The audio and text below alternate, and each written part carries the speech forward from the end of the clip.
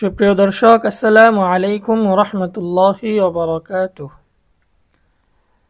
বহু চেষ্টার পরেও কোরআন শিখতে ব্যর্থ হয়েছেন, তাহলে মনে রাখবেন অবশ্যই এই ক্লাসগুলি আপনার জন্য। সাধারণ মুসল্লিদের জন্য প্রথম থেকে কোরআন শিক্ষা। সুপ্রিয় দর্শক, অনেকেই রয়েছে যারা কোরআনুল কারীম সহিহ শুদ্ধভাবে তেলাওয়াত করতে পারি না, আবার অনেকে একদমই দুর্বল, তেলাওয়াত করতেই পারি না। যারা মূলত সহিহ শুদ্ধভাবে তেলাওয়াত করতে পারে না, তাদের জন্যই আমাদের এই ক্লাসগুলি। তা আমরা গত ক্লাসে তাসদীদ সম্পর্কে আলোচনা করেছিলাম। আমি আশা করি আপনারা সকলেই তাসদীদের উচ্চারণগুলো শিখেছেন। তা আজকে আমাদের ক্লাস হচ্ছে হরফের বিভিন্ন রূপ নিয়ে। তো প্রথমেই আমরা আমাদের দোয়াটা পড়ে নেব। أعوذ بالله من الشيطان الرجيم. بسم الله الرحمن الرحيم. رب زدني علما. رب زدني علما. رب زدني علما.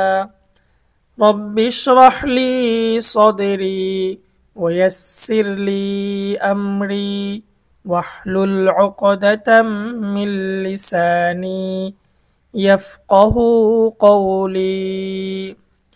দর্শক, যাদের স্মৃতিশক্তি কম, মেধা দুর্বল, আপনারা অবশ্যই এই দোয়াটি বেশি বেশি পাঠ করবেন।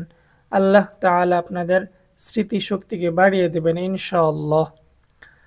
তো চলুন আমরা আমাদের মূল ক্লাসে চলে যাই। আমাদের গত ক্লাসগুলি ছিল তাসদীদের উচ্চারণ নিয়ে। আমরা সকলেই জানি তাসদীদওয়ালা হরফ দুইবার উচ্চারিত হয়। প্রথমবার ডান দিকের হরকতের সঙ্গে, দ্বিতীয়বার নিজ হরকতের সঙ্গে। যেমন হামজা দাল জবর আদ, এই যে দালের মধ্যে তাসদীদ এবং দালের পূর্বে যে হরফ আছে, হরফের যে হরকত আছে, ওই হরকতের সঙ্গে প্রথম উচ্চারণ হামজা দাল জবর আদ। দ্বিতীয় উচ্চারণ নিজ হরকতের সঙ্গে, নিজ হরকত অর্থাৎ তাসদীদওয়ালা হরফের মধ্যে যে হরকত রয়েছে। তা আমরা দেখতে পারতেছি দালের উপরে জবর রয়েছে, দাল জবর দা, আদ দা। ঠিক তেমনিভাবে যদি সিনেরটা পড়ি, হামজা সিন জবর আস, সিন জবর সা, আসসা। দর্শক, আপনারা যদি এগুলো বাসায় চর্চা না করেন তাহলে শিখতে পারবেন না। বাসায় চর্চা করা খুবই জরুরি। যদি পেশ দিয়ে বলি, একই রকম হামজা তা পেশ উত, তা জবর তা, উত্তা। হামজা জিম পেশ উজ, জিম জবর যা, উজ্জা। তো দর্শক, আমরা বিগত ক্লাসগুলিতে তাসদীদের উচ্চারণ শিখেছি এবং হরফের কিছু পরীক্ষা ছিল, ওগুলোও আমরা শিখেছি। আজকে আমাদের আলোচনা হচ্ছে শব্দের শুরুতে, শব্দের মাঝে বা শব্দের শেষে হরফের বিভিন্ন ধরন। একটা হরফ কয়েক রকমে কোরআনুল কারীমের মধ্যে ব্যবহৃত হয়েছে। যদি আমি আপনাদেরকে বিষয়টা একটু বুঝিয়ে বলি, যেমন একজন লোকের নাম কামাল। এই কামাল সাহেব, সে অফিসে কাজ করে, সে কিছু টাইম বাসায় থাকে এবং সে কিছু সময় ঘুরতে যায়। কামাল সাহেব যখন অফিস করে, অফিসে থাকে, তখন তার পোশাক থাকে একরকম। আবার যখন সে নিজের বাসায় থাকে, নিজের বাড়িতে থাকে, তখন তার পোশাক একরকম। আবার যখন সে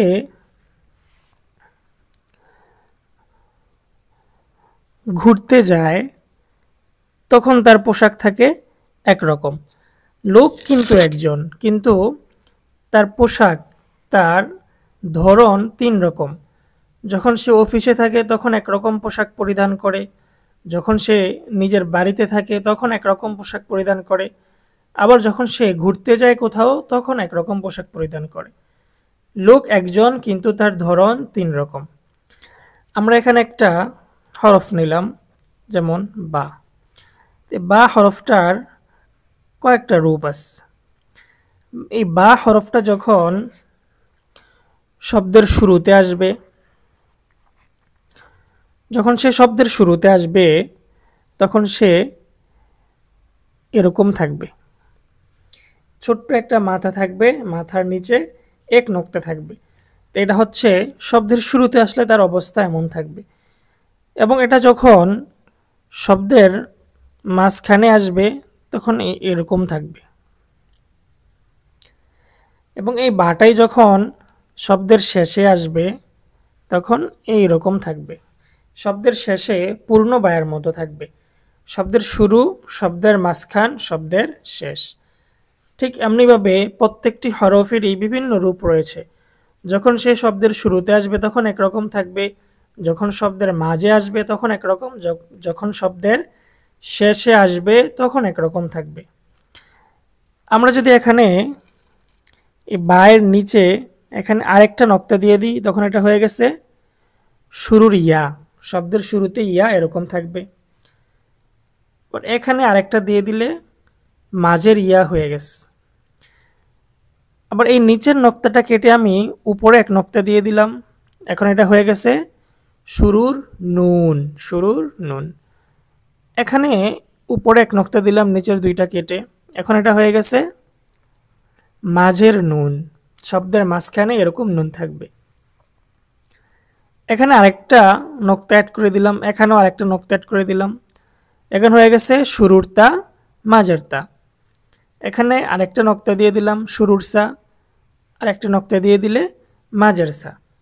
এমনিভাবে প্রত্যেকটি হরফ পরিবর্তন হবে, তার রূপ পরিবর্তন হবে।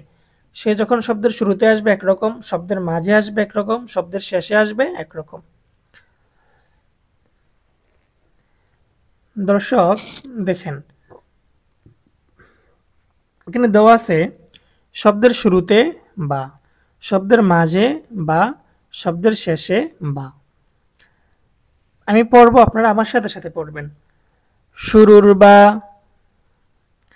মাঝের বা, শেষের বা, শুরুর তা, মাঝের তা, শেষের তা, শুরুর সা,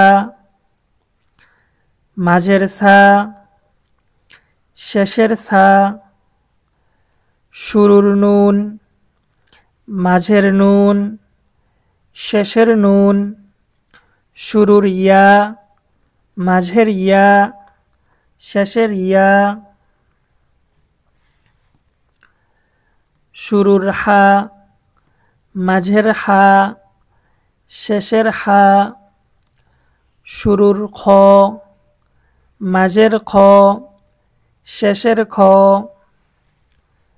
শুরুর সিন, মাঝের সিন, শেষের সিন, শুরুর শিন, মাঝের শিন, শেষের শিন, শুরুর সদ, মাঝের সদ, শেষের সদ। দর্শক আপনারা এগুলো বাসায় চর্চা করতে হবে, চর্চা না করলে আপনারা শিখতে পারবেন না। শুরুর দদ, মাঝের দদ, শেষের দদ, শুরুর আইন, মাঝের আইন, শেষের আইন, শুরুর গইন, মাঝের গইন, শেষের গইন, শুরুর ফা, মাঝের ফা, শেষের ফা, শুরুর কফ, মাঝের কফ, শেষের কফ, শুরুর জ, মাঝের জ, শেষের জ, শুরুর কাফ, মাঝের কাফ, শেষের কাফ, শুরুর লাম, মাঝের লাম, শেষের লাম, শুরুর মিম, মাঝের মিম, শেষের মিম, শুরুর হা, মাঝের হা, শেষের হা, শুরুর ত, মাঝের ত, শেষের ত। তো সুপ্রিয় দর্শক, এইগুলো আপনাদেরকে বাসায় বেশি বেশি করে চর্চা করতে হবে। যদি আপনারা চর্চা না করেন তাহলে কখনোই এগুলো আপনারা শিখতে পারবেন না। আর বিশেষ করে আমাদের এই বইটার মধ্যে বাংলা উচ্চারণ সহ দেওয়া আছে। তো এই জন্য আমি মনে করি আপনারা যদি এই বইটি সংগ্রহ করেন তাহলে অতি সহজেই শিখতে পারবেন। তারপরের পৃষ্ঠা যদি আমরা লক্ষ্য করি, এখানে দেওয়া আছে বর্ণিত হরফগুলোর নাম বলুন, না পারলে 21 ও 22 পৃষ্ঠা আবার পড়ুন। দেখুন এটা হচ্ছে 23 নম্বর পৃষ্ঠা। এটা হচ্ছে মূলত পরীক্ষা। আপনারা পিছনে যে হরফগুলো আমরা পড়লাম, শুরুর হরফ, মাঝের হরফ, শেষের হরফ, ওই হরফগুলো পড়ার পরে এখানে একটা পরীক্ষার সিস্টেম করা হয়েছে। এখানে উচ্চারণ ছাড়া হরফগুলো দেওয়া হয়েছে। আপনি যখন এই হরফগুলো দেখে দেখে পড়তে পারবেন তখন আপনি বুঝবেন যে আপনার এটা হয়ে গেছে। আপনাদের কাছে যদি বই না থাকে তাহলে আপনারা কিন্তু শিখতে পারবেন না। তো এই জন্য যাদের প্রয়োজন আপনারা দ্রুত বই সংগ্রহ করুন। যদি আপনাদের কোরআনুল কারীম শেখার ইচ্ছা থাকে তাহলে দ্রুত আপনারা এই বইটা সংগ্রহ করবেন। তো আজকে আমাদের ক্লাস এই পর্যন্তই থাকলো। আজকের ক্লাসটা একটু সহজ, আপনারা যদি এগুলো বাসায় চর্চা করেন ইনশাল্লাহ হয়ে যাবে। এই যে এখানে পরীক্ষার মধ্যে দেওয়া আছে, এগুলো আপনারা নিজে নিজে চেষ্টা করবেন। প্রথমে ওইগুলা পড়বেন, পড়ার পরে এখান থেকে নিজে নিজে চেষ্টা করবেন। এই পুরোটা পৃষ্ঠা আপনাদেরকে 20 সেকেন্ড সর্বোচ্চ 30 সেকেন্ডের মধ্যে বলতে হবে। যদি আপনারা এই 30 সেকেন্ডের মধ্যে এই সবটা পৃষ্ঠা বলতে পারেন তাহলে আপনারা বুঝবেন না আমার মুখস্থ হয়েছে। আর যদি এই সময়ের মধ্যে না পারেন তাহলে বুঝতে হবে যে এই হরফগুলো এখনো আমি চিনতে পারিনি। তো এই জন্য আপনারা বাসায় বেশি বেশি চর্চা করবেন। আর যারা আমাদের সবক কোর্সে ভর্তি হতে চান বা এই বই সংগ্রহ করতে চান তারা আমাদের স্ক্রিনে দেওয়া নাম্বারে যোগাযোগ করবেন। তো আজকে আমাদের ক্লাস এই পর্যন্তই থাকলো। ইনশাআল্লাহ আগামী ক্লাসে আপনাদের সাথে আবার দেখা হচ্ছে। আসসালামু আলাইকুম ওয়া রাহমাতুল্লাহি ওয়া বারাকাতুহু।